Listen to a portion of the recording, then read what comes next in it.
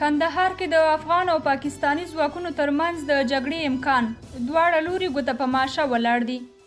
د کندهار په سپین بولدک ولسوالۍ کې افغان او پاکستاني ځواکونه یو بل ته لاس په ماشه ولاړ دي.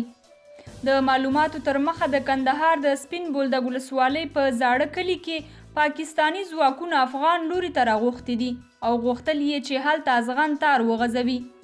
خو ویل کېږي چې افغان ځواکونو د پاکستاني ځواکونو مخنیوی کړی دی او همداراز افغان ځواکونو ته د ډزو امر هم شوی دی.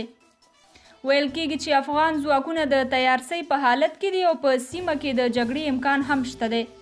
د یادولو ده چې د افغان امنیتي ځواکونو او پاکستاني ځواکونو ترمنځ ډیری مهال په سپین بولدک کې نښتې رامنځته شوي دي چې څو ورځې یې دوام هم کړی دی. هیره دې نه وي چې د افغان او پاکستاني ځواکونو ترمنځ تر دې مخکې هم د ډیورنډ فرضي کرښې په اوږدو کې وخت ناوخت جګړې شوي چې تر ټولو ستره جګړه یې د شهید جنرال رازق په دوره کې وه چې پاکستاني پوځیانو ته یې غاښ ماتونکی ځواب ورکړی و او ځینې پوځي موټر یې هم ورڅخه په غنیمت کې پاتې شوي وي. قدرمنو کتونکو که ویډیو مو خوښه شوې وي ضرور یې لایک او چینل د نورو ویډیوګانو لپاره درسره سبسکرایب کړئ. تر بلې ویډیو مو د خدای په امان.